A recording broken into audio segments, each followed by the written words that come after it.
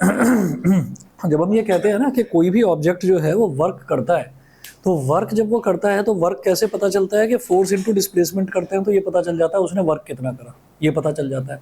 ठीक है, अच्छा उसके बाद अब जैसे हम एनर्जी की बात कर रहे हैं तो एनर्जी से ये पता चलता है कि कोई भी ऑब्जेक्ट कितना वर्क कर सकता है। तो जितनी किसी भी ऑब्जेक्ट के अंदर एनर्जी होती है ना, वो उतना ही वर्क कर सकता है।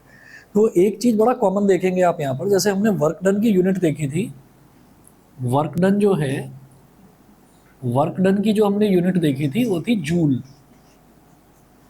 ये थी।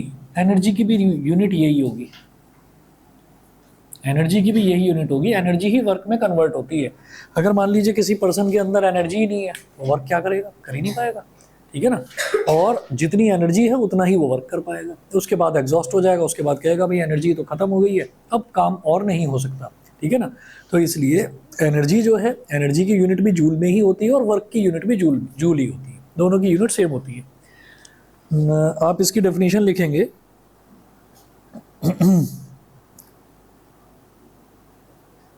Energy is the ability to do work.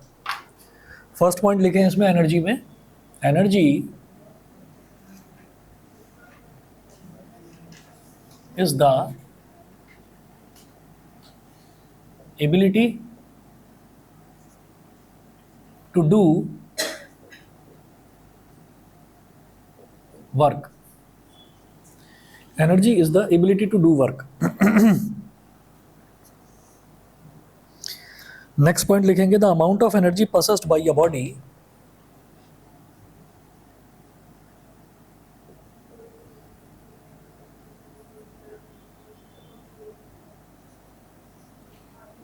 the amount of energy possessed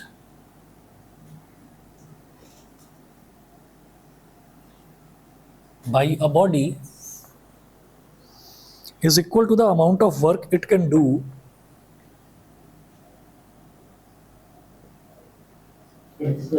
is equal to the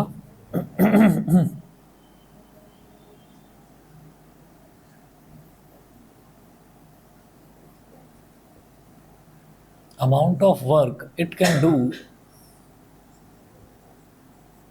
is equal to the amount of work it can do when its energy is released,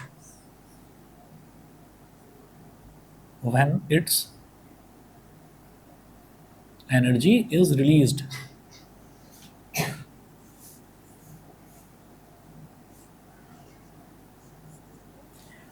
when its energy is released। नेक्स्ट लिखेंगे, energy is a scalar quantity,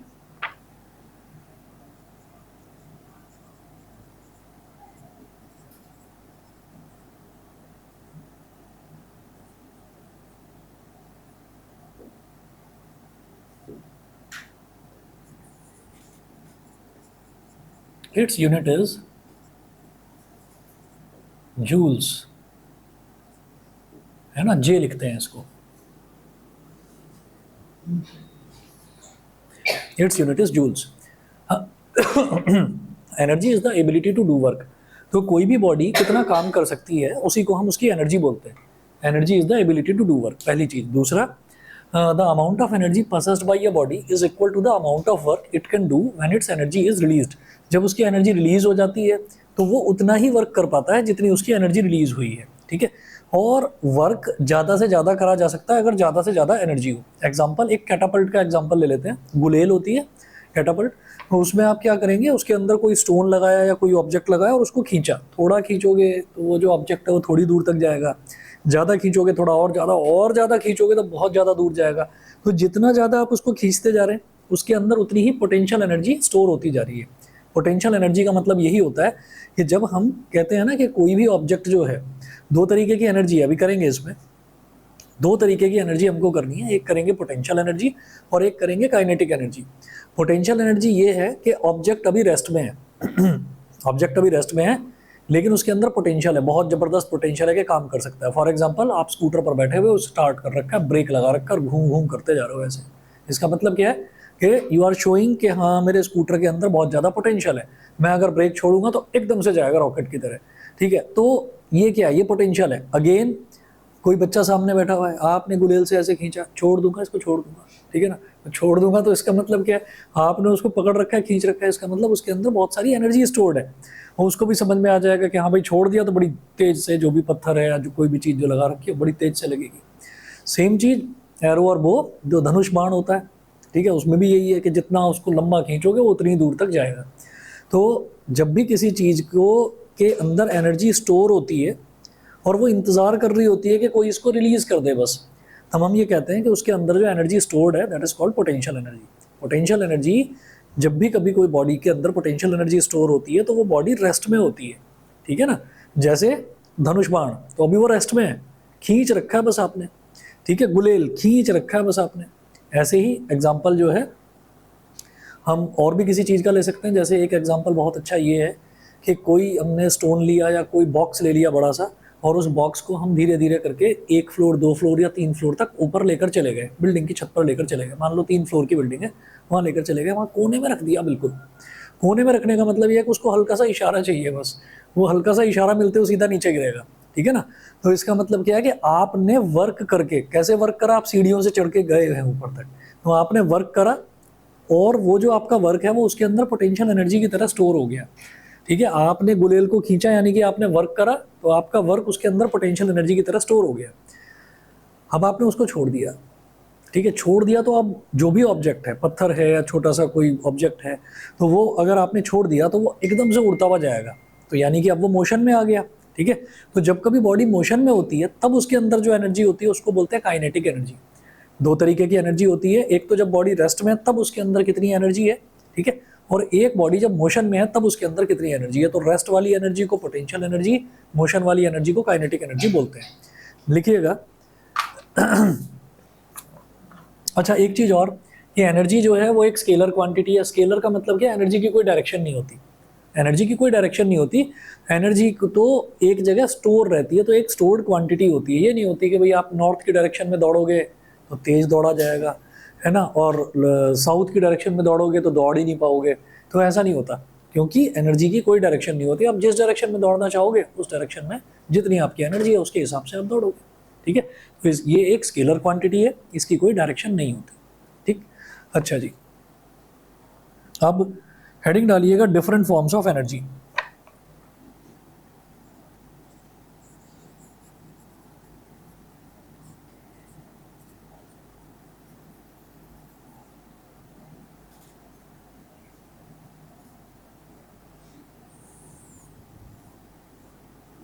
different forms of energy, इसमें लिखेंगे energy, energy exist in many forms, the main forms of energy are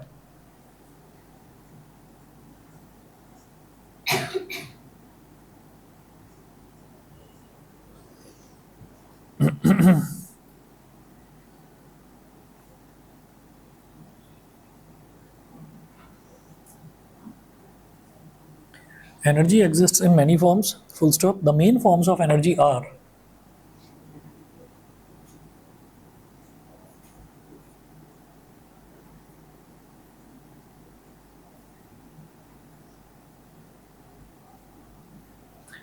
the main forms of energy are, ये लिखें। पहला लिखेंगे kinetic energy, दूसरा potential energy,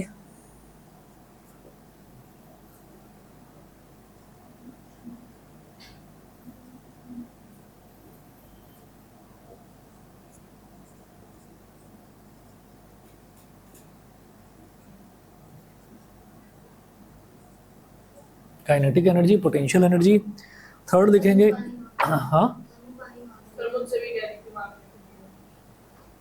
तो दे देता हूँ, अभी 2 मिनट रुकिए।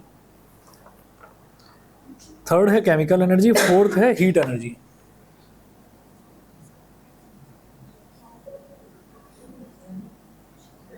केमिकल एनर्जी, फोर्थ है heat energy,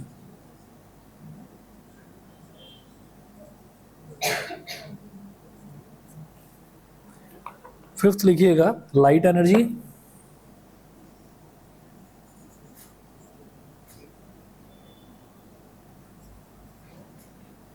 light energy. Six लिखेंगे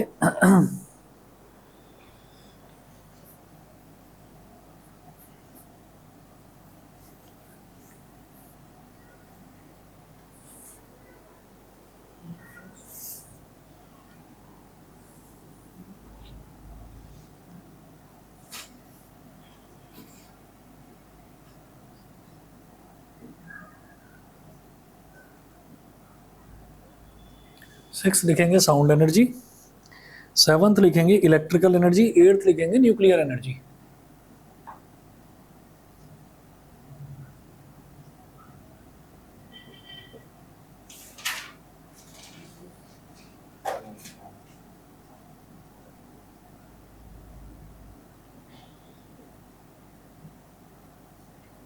न्यूक्लियर एनर्जी, ठीक है। तो ये आप ये देखिएगा कि ये कितनी तरीके की एनर्जीज हैं। एनर्जी होती हैं टोटल जो है, वैसे तो मतलब बहुत सारी टाइप की एनर्जीज होती हैं, लेकिन हम जो मेन देखेंगे वो मेन देखेंगे 8 टाइप की एनर्जीज, और इसमें भी पर्टिकुलरली हमको पोटेंशियल और काइनेटिक ही पढ़ना है। तो काइनेटिक एनर्जी इसको डिटेल में अभी करवाऊंगा, इसका डेरिवेशन भी है। डेरिवेशन मतलब इसके फॉर्मूले का प्रूफ, वो भी करना है। पोटेंशियल एनर्जी, थर्ड है केमिकल एनर्जी। केमिकल एनर्जी का एग्जांपल जो बैटरी होती है ना, छोटी सी बैटरी सेल होता है जिसको टीवी के रिमोट में या एसी के रिमोट में डालते हैं वो, ठीक। फिर हीट एनर्जी, हीट एनर्जी आपने नोटिस करा होगा कि हमें खाना बनाना है, सब्जी वगैरह बनानी है तो फायर, वो हीट एनर्जी होगी। फिफ्थ है लाइट एनर्जी, ये ट्यूबलाइट जो जल रही है, लाइट एनर्जी। उसके बाद साउंड एनर्जी, तो साउंड जो है जितनी भी तरीके की आप साउंड सुनते हैं, क्या साउंड भी किसी तरीके की एनर्जी है? तो हम ये कहेंगे कि हाँ, साउंड भी एक तरीके की एनर्जी है। आप बहुत ज़्यादा साउंड में बहुत देर तक नहीं बैठ सकते, आपके सर में दर्द होने लगेगा, ठीक है ना, क्योंकि उसमें से भी अलग अलग तरीके की वेव्स निकलती हैं जो आपको अल्टीमेटली डिस्टर्ब भी करती हैं। तो उसको डिटेल में साउंड एनर्जी वाला पोर्शन है, चैप्टर ही साउंड है पूरा, उसमें टोटल साउंड के बारे में ही पढ़ेंगे। क्या वेव होती है, क्या वेवलेंथ होती है, क्या फ्रीक्वेंसी होती है, डिटेल में करेंगे। सेवंथ है इलेक्ट्रिकल एनर्जी, सभी को पता है इलेक्ट्रिसिटी, इलेक्ट्रिकल एनर्जी। एट्थ है nuclear energy, nuclear energy can be constructive, nuclear energy can be destructive. Constructive क्या है? आपने देखा होगा कि कोई भी कंट्री अगर बहुत वेल डेवलप्ड है तो वहाँ पर न्यूक्लियर पावर प्लांट्स बहुत सारे होते हैं। न्यूक्लियर पावर प्लांट्स क्या करते हैं कि न्यूक्लियर पावर प्लांट्स की हेल्प से क्या होता है, इलेक्ट्रिसिटी प्रोड्यूस होती है। तो रेडियो एक्टिव एलिमेंट्स जो होते हैं वो बहुत अच्छा फ्यूल होते हैं। मतलब इतना अच्छा बताया जाता है कि यूरेनियम, क्रिप्टन, ये इतने मतलब रिच फ्यूल्स होते हैं कि जितना एक स्पून में आता है ना यूरेनियम, उतना अगर उतना स्पून में एक बार किसी के स्कूटर में डाल दिया जाए और उसमें यूरेनियम एनर्जी कन्वर्टर लगा हुआ हो, वो सारी लाइफ चलता ही रहेगा, मतलब उसका वो फ्यूल कभी ख़त्म ही नहीं होगा। तो इसलिए न्यूक्लियर एनर्जी सबसे ज़्यादा एनर्जी अगर होती है तो वो न्यूक्लियर एनर्जी में होती है। इसको डिस्ट्रक्टिवली भी लोग यूज़ करते हैं, भाई एक कंट्री दूसरे कंट्री को धमका रहा है, मेरे पास न्यूक्लियर बम है,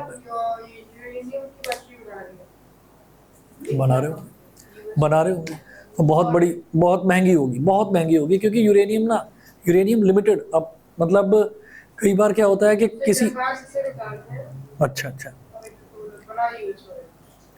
किसी एक देश का प्रेसिडेंट जाता है दूसरे देश के प्रेसिडेंट से जब मिलता है, तो वहाँ पर ये होता है कि भाई आप अपने देश में जो सबसे ज़्यादा चीज़ें मिलती हैं, जो ज़्यादा चीज़ें पॉपुलर है वहाँ की, वो आप उसको गिफ्ट कर देते हो, ठीक है। तो ऐसे ही जब कभी कोई ऑस्ट्रेलियन प्रेसिडेंट से मिलने जाता है तो ऑस्ट्रेलिया की ज़मीन कुछ ऐसी है कि वहाँ यूरेनियम बहुत मिलता है। तो जब भी कभी कोई भी कंट्री का प्रेसिडेंट या प्राइम मिनिस्टर मिलने जाता है तो ऑस्ट्रेलिया वाले उनको यूरेनियम गिफ्ट कर देते हैं। तो यूरेनियम बहुत काम की चीज़ होती है। तो न्यूक्लियर एनर्जी ये सबसे स्ट्रॉन्ग एनर्जी होती है, ठीक है। चलिए जी आगे चलते हैं।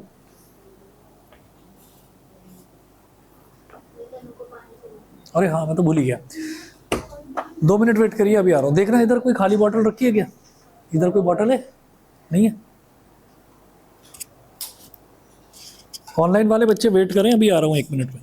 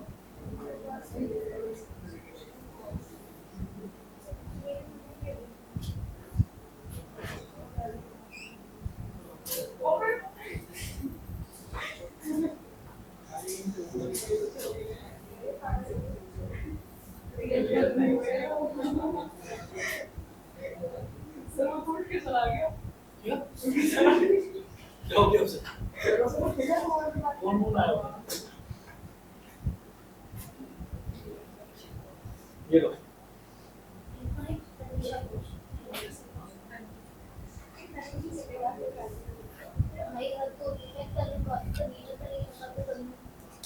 हाँ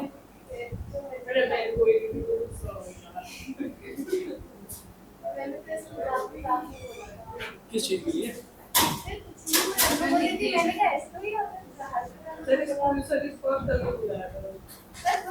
भाई उसको तो प्रेस कर दो, आवाज आएगी टक से, तब पता चलेगा कि ये बंद हो गया। करो करो करो बस।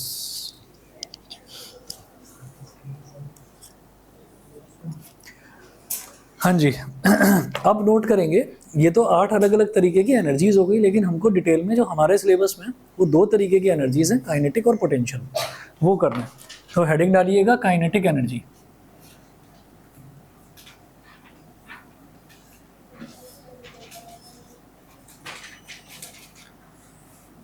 अब देखिएगा कुछ बच्चे क्या करते हैं ना, इसका सिर्फ फॉर्मूला याद करके चले जाते हैं। फॉर्मूला प्रूव करने के लिए भी पूछा जाता है कि आप इसका फॉर्मूला डिराइव करिए। डिराइव करिए मतलब प्रूव करिए, ये पूछा जाता है पेपर में।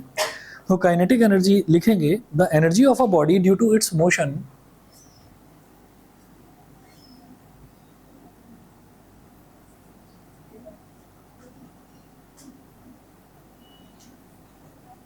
the energy of a body due to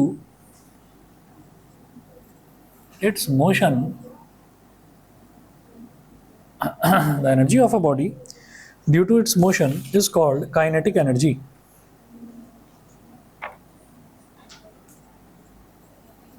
Is called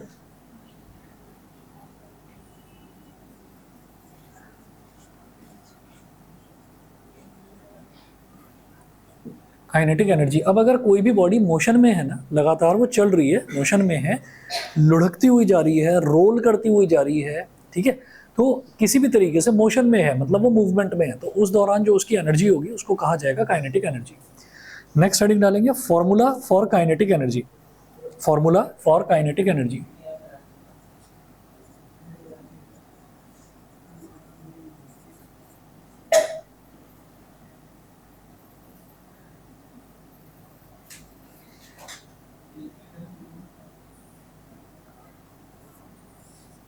formula for kinetic energy. अब इसमें देखिए ऐसा होता है कि जब भी कभी हम काइनेटिक एनर्जी के फार्मूला की बात करते हैं, चाहे काइनेटिक एनर्जी का फार्मूला हो, चाहे पोटेंशियल एनर्जी का फार्मूला हो, तो जब हम किसी भी एनर्जी के फार्मूले की बात करते हैं तो उसमें हमें एक चीज़ का ध्यान रखना होता है कि जो एनर्जी है ना, वो एनर्जी क्या है, किसी भी बॉडी की अंदर काम करने की कितनी एबिलिटी है, उसको हम एनर्जी बोल देते हैं। तो हम हमेशा क्या निकालेंगे, हम क्या बताओ, हम हमेशा क्या निकालेंगे, एनर्जी प्रूव करते टाइम, एनर्जी कैलकुलेट करते टाइम एक्चुअली हम वर्क डन ही निकालते हैं, ठीक है। तो वही काम यहाँ पर करना है। फॉर्मूला फॉर काइनेटिक एनर्जी, इसमें आप लिखेंगे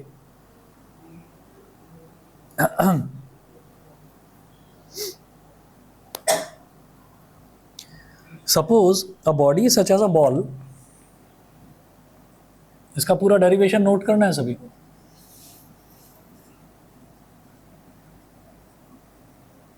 Suppose a body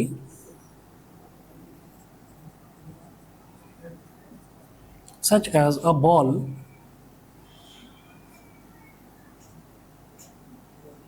of mass m. Suppose a body such as a ball of mass m moving with a velocity small v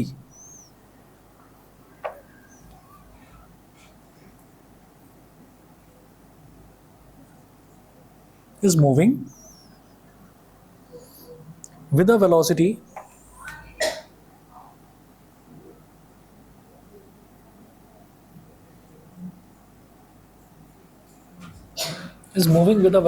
small v।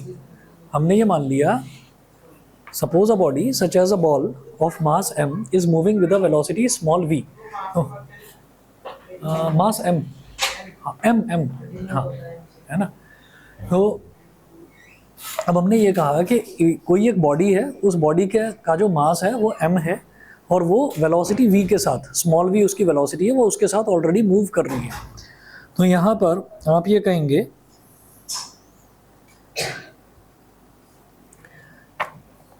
Next point लिखेंगे, एंड दिस बॉडी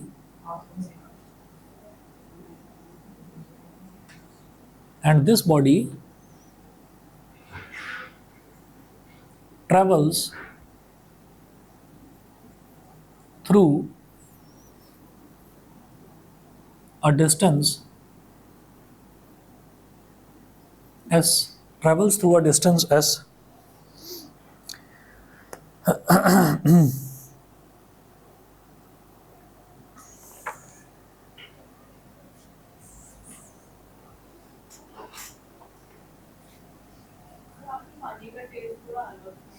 हाँ हाँ, reason कभी बताया नहीं था मैंने आपको। एक्चुअली नेचुरल टेस्ट यही है। एक काम करिएगा, कभी भी, सभी बच्चों को बता रहा हूँ, कभी भी आप क्या करें कि यहाँ पर जो भी पानी आता है ना, उसको उसका TDS वैल्यू चेक करना। तो TDS वैल्यू जो है वो 330 और 340 के बीच में है TDS वैल्यू। तो TDS वैल्यू बड़ी अच्छी है यहाँ की। तो 300 से 500 के बीच का जो TDS वैल्यू है बड़ा सेफ बताया जाता है। पर प्रॉब्लम क्या है कि पानी में मिट्टी आती है, पानी में रेत आता है, तो हमको सिर्फ फिल्टर करने की ज़रूरत है, RO की ज़रूरत नहीं है। RO जो लगे हुए हैं ना, घरों में जो RO लगे हुए हैं, उसमें होता क्या है कि उसमें ज़रूरी मिनरल्स चले जाते हैं। तो हाँ, होता है। वो क्यों पिएंगे? क्योंकि उसके अंदर तो इतने हार्मफुल बैक्टीरिया हैं, पॉइजनस सब्सटेंस है। हाँ, अल्ट्रावायलेट फिल्टर लगा रखा है बस एक्वागार्ड का। तो यहाँ पर सिर्फ फिल्टर की ज़रूरत है। और नहीं, ऐसा नहीं है, सब जगह का नहीं है। वो क्या है कि जैसे अभी KW का पता चला था, सोसाइटी में है ना, गंदा पानी आ रहा था। हाँ, तो वो जो गंदा पानी है वो साफ़ सफाई की कमी की वजह से। तो सफाई होनी चाहिए, और अगर फिल्टर लगा हुआ है तो वो साफ़ कर ही देता है।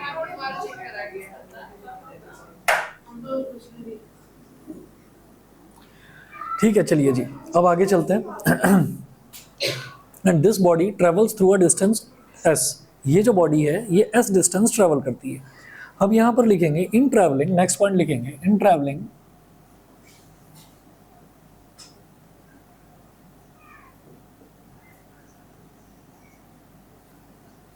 this distance s,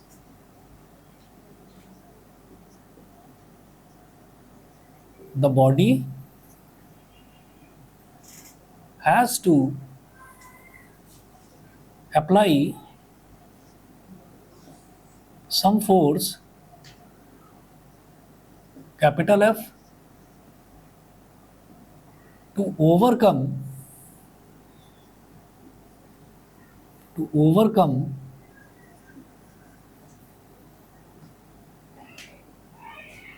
the force of friction।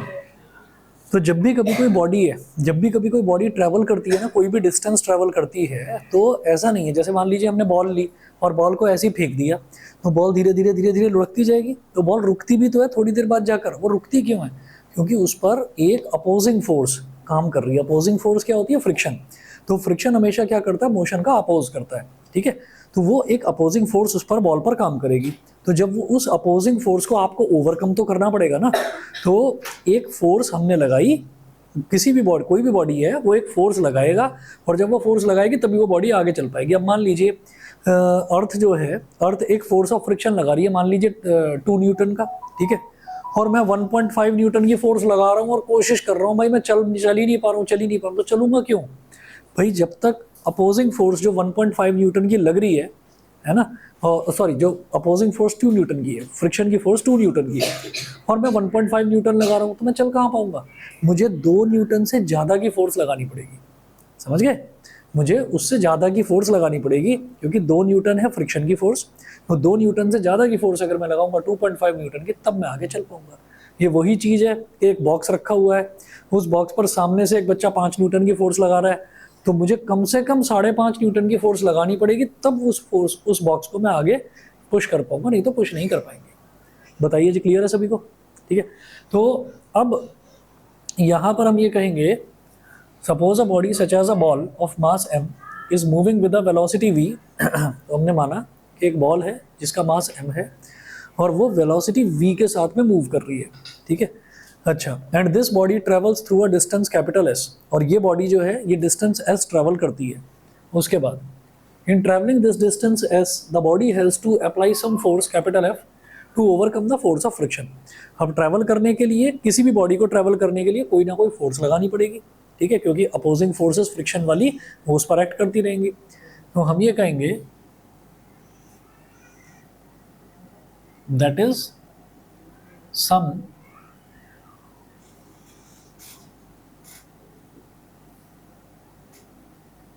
work has to be done. W is equal to force into displacement. Work done यही होता है, फोर्स इनटू डिस्प्लेसमेंट। ठीक, अच्छा जी, इसको यहां तक करके हम ये कहेंगे a body can do work equal to its energy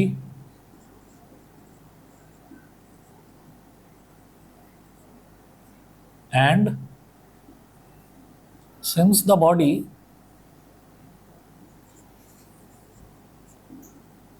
is in motion, so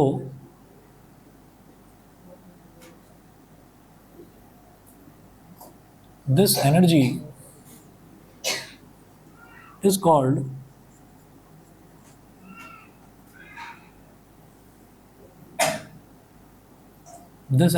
called kinetic energy. Therefore ke is equal to F into S। इसको बोल देंगे इक्वेशन नंबर 1। समझ गए? हम ये कहते हैं कि कोई भी बॉडी कितना वर्क कर पाएगी जितना उसके अंदर एनर्जी है। बैक कहाँ है तुम्हारा? बैक बैक बैक बैक के अंदर रखो फोन को। बैक के ऊपर भी रखोगे तो भी चलेगा, लेकिन पलट कर रखना, ठीक है। अच्छा, तो हमने ये कहा कि कोई भी बॉडी कितना काम कर पाएगी, कितना वर्क कर पाएगी जितनी उसके अंदर एनर्जी है। तो वर्क डन का फॉर्मूला होता है फोर्स इनटू डिस्प्लेसमेंट, तो एफ इनटू एस हमने कर दिया। तो अब हम ये कहेंगे कि and since the body is in motion so this energy is called kinetic energy. और जब बॉडी मोशन में रहती है तो उसी एनर्जी को हम काइनेटिक एनर्जी बोलते हैं।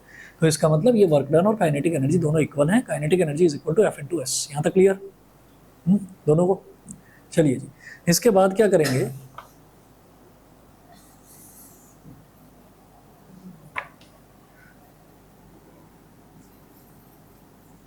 let this body has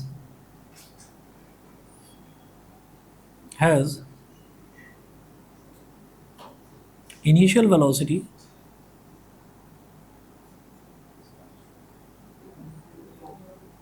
small you को हमने बोल दिया v के बराबर, क्योंकि लिखा है ना suppose a body such as a ball of mass M is moving with a velocity v। वो बॉडी ऑलरेडी वेलोसिटी v के साथ मूव कर रही है, तो जो इनिशियल वेलोसिटी है वो उसकी स्मॉल v हो गई, ठीक है, जिसको हम स्मॉल u बोलते हैं, वो स्मॉल v हो गई। फाइनल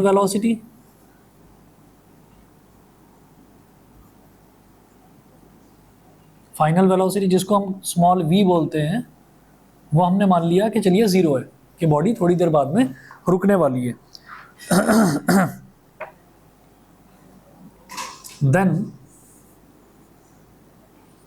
then acceleration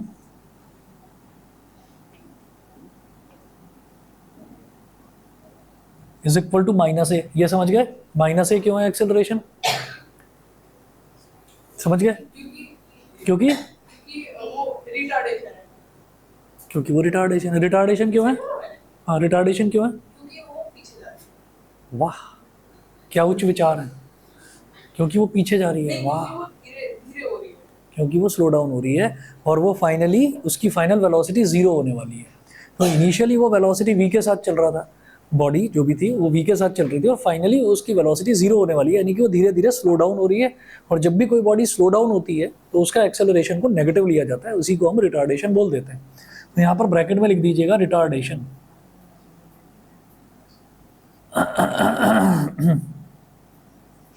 ठीक है, उसके बाद डिस्प्लेसमेंट,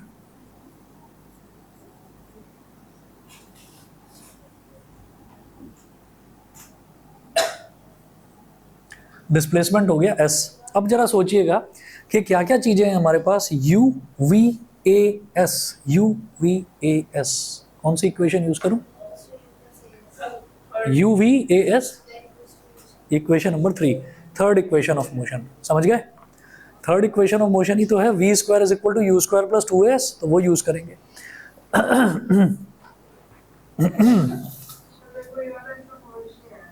हाँ बता रहा हूँ, ये तो ये चारों पैरामीटर समझ में आ गए, आगे बताता हूँ अभी।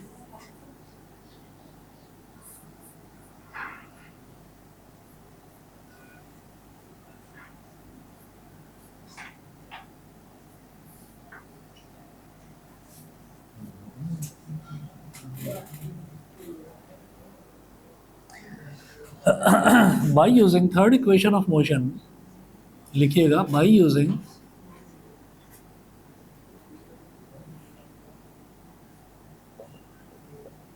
थर्ड इक्वेशन ऑफ मोशन, हम क्या करते हैं, हमने 3 इक्वेशन है मोशन की, वो तीनों इक्वेशन हमने याद कर रखी हैं। तो पहली इक्वेशन क्या है, v is equal to U plus A T, है ना, v is equal to U plus A T, तो v is equal to U plus A T, तो v है, u है, a है, लेकिन t नहीं दे रखा ना मेरे को, t नहीं है ना, तो इसका मतलब फर्स्ट इक्वेशन यूज नहीं होगी। उसके बाद सेकंड इक्वेशन होती है s is equal to U T plus half A T square, तो सेकंड इक्वेशन में भी t आता है, तो t नहीं दे रखा है, तो सेकंड इक्वेशन भी यूज नहीं होगी। थर्ड इक्वेशन क्या होती है, V square is equal to U square plus 2as, तो वी स्क्वायर, v है हमारे पास, is equal to U square, u भी है हमारे पास, है ना, V square is equal to U square plus 2as, a और s भी है, तो इसका मतलब थर्ड इक्वेशन यूज होगी। तो by third equation of motion ये क्या होती है, V square is equal to U square plus 2as, तो ये तो स्टैंडर्ड इक्वेशन हो गई थर्ड इक्वेशन, लेकिन v को हमने कितना लिया, 0, तो ये हो गया 0 का स्क्वायर, u को हमने कितना लिया, v लिया है, तो u की जगह लिख दीजिए v, तो v स्क्वायर प्लस 2, a कितना है, क्योंकि रिटार्डेशन है इसलिए उसको माइनस a ले लिया, माइनस है बेटा।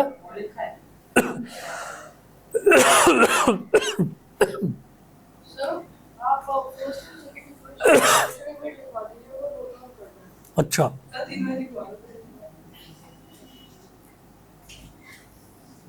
सर हम जब ग्रेविटी कर रहे थे ना, तो फिर मैम ने हमें बताया कि सेम, लेकिन हम लोग एक्सेलरेशन को g से रिप्लेस कर देते हैं।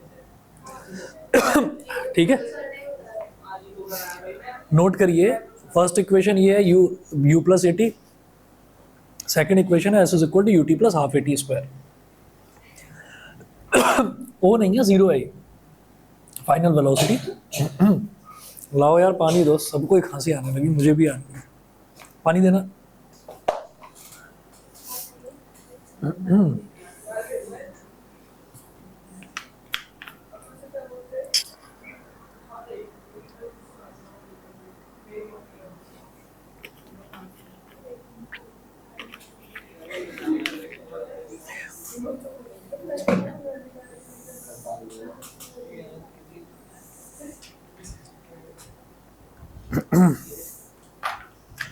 ठीक है, तो ये हो गया, और s कितना है, वो s ही है, बताइए जी, इतना क्लियर। 0 का स्क्वायर तो हो गया 0, v स्क्वायर माइनस 2as, अब क्या करिए, माइनस 2as को इधर ले आओ, तो 2as is equal to v square,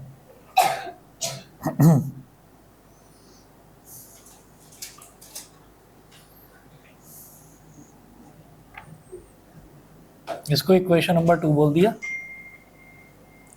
फिर हम ये कहेंगे, इक्वेशन नंबर 2 हो गई, फिर क्या करना है इसमें कि बाई न्यूटन्स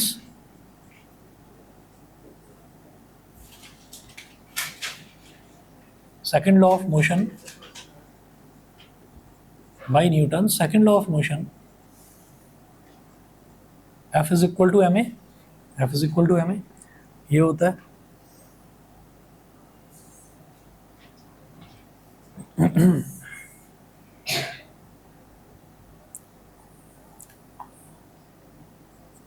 इक्वेशन नंबर 3 बोल दीजिए।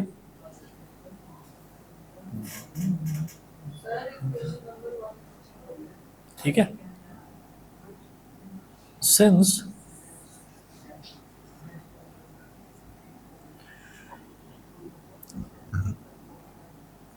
we have noticed that kinetic energy is equal to F into S।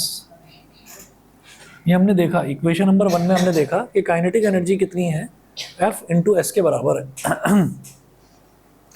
अच्छा, तो kinetic energy is equal to, हाँ जी, F कितना है, M इंटू ए, ये समझ गए, मास इंटू एक्सेलरेशन है ना, फोर्स होता है एम ए, और S कितना होगा, फ्रॉम इक्वेशन टू S की वैल्यू क्या हो जाएगी, V square upon two, V square upon two A. तो यहाँ लिख देना फ्रॉम इक्वेशन 2 एंड 3। इक्वेशन 2 और 3 की हेल्प से हमने क्या करा, इक्वेशन 2 और 3 की हेल्प से हमने यहाँ पर जो शुरुआत में हमने देखा था ना कि kinetic energy force into displacement के इक्वल है, K E is equal to F into S के इक्वल है, ये हमने शुरुआत में देखा था।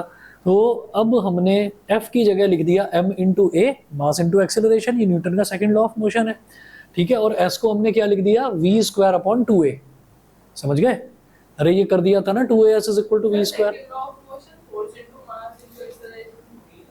ये तो होता है, एक चैप्टर हुआ करता था force and laws of motion, उसमें न्यूटन का सेकंड लॉ ऑफ मोशन यही था, देखना एक बार, क्या, हाँ वही तो था भाई, applied force is directly proportional to the rate of change of momentum, applied force is directly proportional to rate of, अरे क्या हो गया भाई, बताओ ना, कुछ पूछ रहे बताओ ना। तो applied force is equal to rate of change of momentum के बराबर था, उसी को आगे प्रूव करते हैं तो F is equal to M A आ जाता है, तो ये भी न्यूटन का सेकंड लॉ ऑफ मोशन ही कहलाता है। अब आप ये देखिएगा कि अब यहाँ पर हम ए से ए को कैंसिल आउट कर देंगे, तो के ई काइनेटिक एनर्जी, ये क्या बचा, एम वी स्क्वायर अपॉन 2, और जिसको ये फॉर्मूला मोर पॉपुलरली ऐसे जाना जाता है, हाफ एम वी स्क्वायर बोल देते हैं इसको, half M V square by 2 बोलो या हाफ एम वी स्क्वायर बोलो, एक ही बात है। पढ़ाई में दिमाग नहीं लग रहा क्या, अरे इसके साथ मत बैठा करो भाई, तुम भी मत बैठा करो, तुम यहाँ बैठो ना अलग, दिख गलत बात है ना, पढ़ने आ रहे हो, रिजल्ट कोई बहुत अच्छा आ रहा होता तो मैं कुछ कहता भी नहीं, रिजल्ट भी खराब आया है, गलत बात है ये, बेइज्जती होती है तुम्हारी भी मेरी भी, होती नहीं है जब रिजल्ट आता है तो।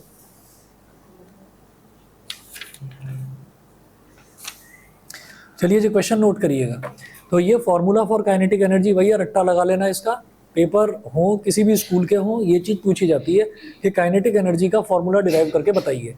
बिल्कुल शुरुआत से देख लीजिए, हमने माना कि एक बॉडी है जिसका मास m है, हमने माना कि वो v वेलोसिटी के साथ चल रही है, और ये मान लिया कि वो बॉडी कितना डिस्टेंस ट्रैवल कर रही है, s डिस्टेंस ट्रैवल कर रही है, इतना ले लिया, बॉडी का मास m, बॉडी की जो रनिंग वेलोसिटी है वो v, और बॉडी जो डिस्टेंस ट्रैवल कर रही है वो s, ये तीन चीज़ हमने ली।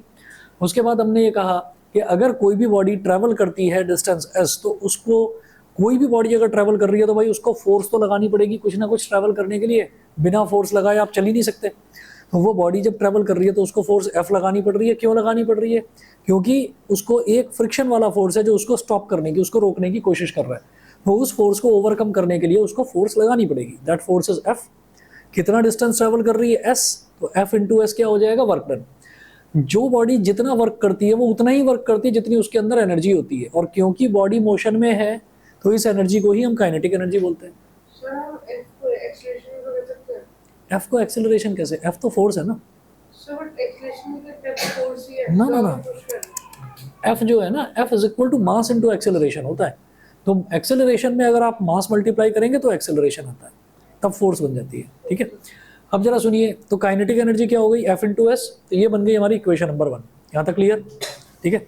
उसके बाद हमने ये कहा कि हमने ये माना कि ये जो बॉडी है ना, इस बॉडी को हमने छोड़ दिया, ऐसे ही चलाकर छोड़ दिया, अल्टीमेटली कुछ टाइम बाद जाकर रुकेगी, तो हमने ये कहा कि फाइनली वो रुकेगी तो उसकी फाइनल वेलोसिटी 0, उसकी जो रनिंग वेलोसिटी यानी कि इनिशियल वेलोसिटी है दैट इज v, उसको v लिया है, ठीक, और एक्सेलरेशन क्योंकि वो रुकने वाली है तो acceleration is taken as negative, वो माइनस ए हो गया, और डिस्प्लेसमेंट कितना उसने डिस्टेंस ट्रेवल करा स्ट्रेट लाइन में, तो स्ट्रेट लाइन में डिस्टेंस और डिस्प्लेसमेंट सेम ही होता है, तो वो हो गया S. U V A S ये चार वेरिएबल ये जो है ये हमारी इक्वेशन नंबर 3 में आते हैं।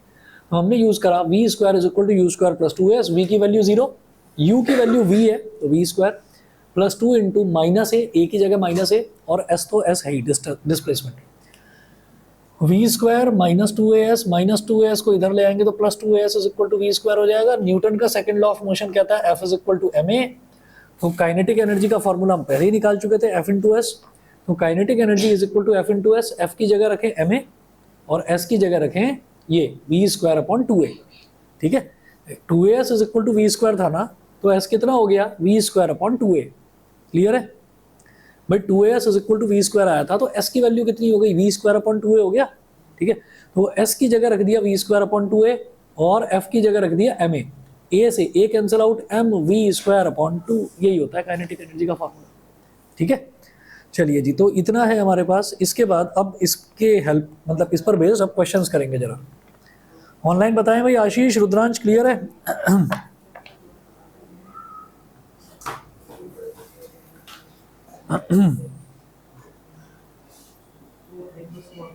क्वेश्चन नोट करिए, क्वेश्चन नंबर 1।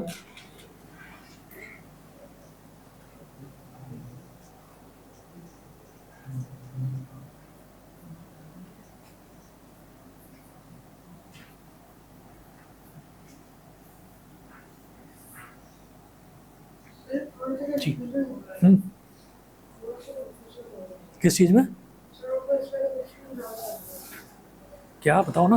सर देखो सर बार-बार से हम इक्वेशन नंबर 3 को फॉलो कर रहे हैं। सर थोड़ा अलग से लग रहा है। एंड में आता है सर ठीक है। भाई काइनेटिक एनर्जी क्या थी? Force into displacement. ठीक है, फोर्स क्या है? मास इनटू एक्सेलरेशन रख दिया यहाँ पर, और एस क्या है? V square upon 2a। A से ए कट गया, m into V square upon 2, यही तो है, वो तो गया। ठीक है ना, अब नोट करें question number 1, calculate the kinetic energy of a body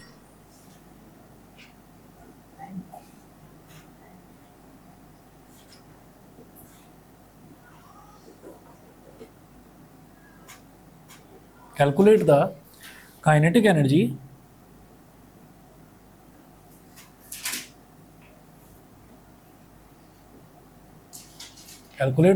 energy of a body of mass 2 kg moving with a velocity of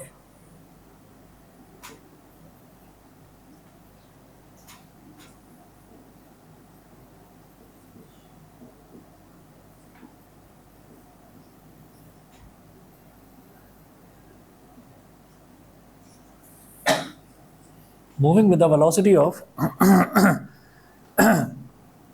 0.1 meter per second.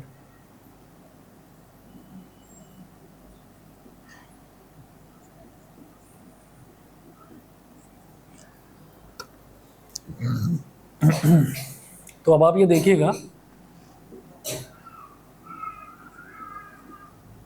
Kinetic energy क्या होता है? Formula half mv square, half multiplied by, देखिए मास दे रखा है 2 kilogram है ना, और मास की ऐसा यूनिट किलोग्राम ही होती है, तो वो किलोग्राम में ही रहने देंगे उसको। तो हाफ m की जगह आ गया 2। ठीक, उसके बाद v कितना है? 0.1, तो क्या लिखेंगे? 0.1 का स्क्वायर है बेटा। हाँ v तो है, v half m v square. तो अब ये देखिएगा, इधर 2 से 2 कैंसिल आउट हो गया, 0.1 का स्क्वायर, 0.1 का स्क्वायर क्या हो जाएगा? 0.01 सिर्फ, और जूल। अब ये कैसे पता चलता है? 0.01 आएगा, 0.1 आएगा, या 0.001 आएगा? ये ऐसे होता है कि जैसे 0.1 है मल्टीप्लाइड बाई 0.1 है। आप भूल जाइए कि डेसिमल नाम की कोई चीज़ है, हटा दो डेसिमल, दोनों का डेसिमल गायब कर दिया तो 0.1 बचा, पॉइंट हटा दिया ना बीच में से, तो 0.1 बचा। 0.1 का मतलब क्या? 1। भाई शुरुआत में लिखा हुआ 0 का कोई मतलब थोड़ी है, वो 1। 1 इंटू 1 क्या होता है? 1, तो लिख दीजिए 1। लेकिन इधर डेसिमल के बाद 1 डिजिट, इधर डेसिमल के बाद 1 डिजिट, तो टोटल डेसिमल के बाद 2 डिजिट हो गई, 2 डिजिट हो गई। तो डेसिमल जो है, डेसिमल 2 डिजिट से पहले आना चाहिए इधर। ठीक है, तो 1 लिखा हुआ है तो 2 डिजिट से पहले आना चाहिए, तो एक 0 लगाओ और यहाँ पॉइंट लगा दो, ठीक है ना। मतलब डेसिमल के बाद टोटल 2 डिजिट आनी चाहिए, तो 0.01 बन गया इस तरह से, समझ गए, ठीक है। और इसकी यूनिट होती है जूल, तो हमने लिख दिया joule, J.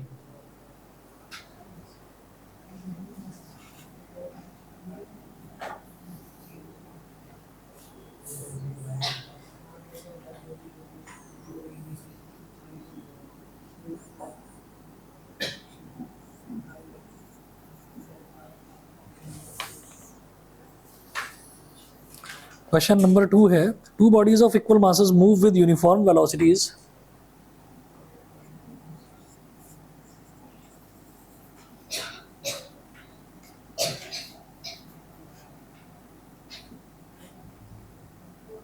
two bodies of equal masses move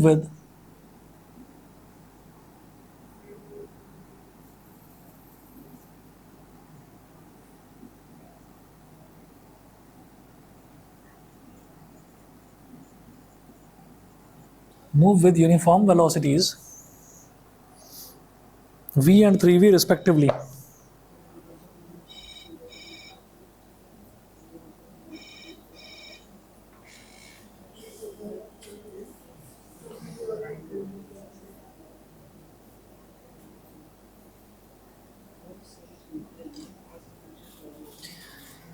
Two bodies of equal masses move with uniform velocities v and 3v respectively.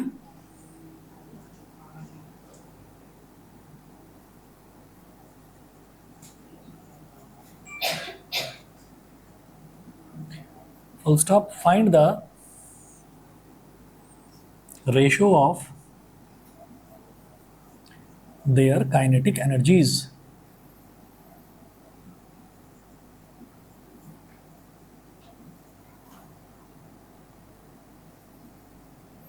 Find the ratio of their kinetic energies, तो दोनों की काइनेटिक एनर्जीज का आपको ratio निकालना है।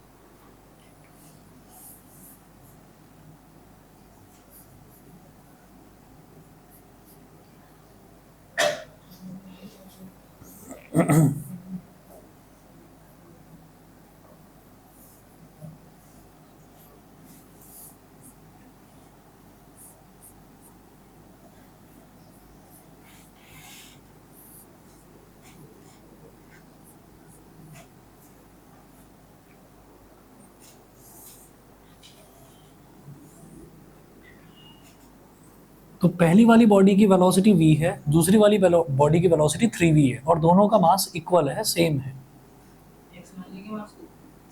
m मान लो, let the mass of each body be m kilogram, so kinetic energy of body 1 upon kinetic energy of body 2 is equal to half mv square upon half m 3v का square. समझ गए, kinetic energy of body 1 क्या हो जाएगी, half mv square, और जो दूसरी body है उसकी वेलोसिटी कितनी है, 3v है, तो हाफ m इंटू 3v का स्क्वायर, ये हो गया। तो हाफ से हाफ कट गया, m से m कट गया, तो ये हो गया v स्क्वायर अपॉन 3v का स्क्वायर क्या हो जाएगा, 9v स्क्वायर। तो भाई v स्क्वायर से v स्क्वायर कट गया, ऊपर 1 बचा, 1/9, तो रेशो क्या हो गया, 1:9, 1:9 हो गया रेशो। बताइए जी, क्लियर है, ठीक है। चलिए जी, तो फिर आज इतना ही कर लीजिए, बाकी नेक्स्ट क्लास में देखते हैं, ठीक है। और क्वेश्चंस और पोटेंशियल एनर्जी वगैरह नेक्स्ट क्लास में देखेंगे। कल मैथ्स की क्लास होगी, तो लास्ट क्लास में तो हमने सिर्फ क्वेश्चंस ही करे थे, क्वाड्रिलेटरल्स आगे कंटिन्यू करेंगे। तो जितनी भी थ्योरम्स करवाई थी वो जरा एक बार पढ़कर आना सभी बच्चे, क्वाड्रिलेटरल्स की। आपके लिए नया है तो आप कुछ नहीं, आप तो ऐसे ही आ जाना। हाँ जी।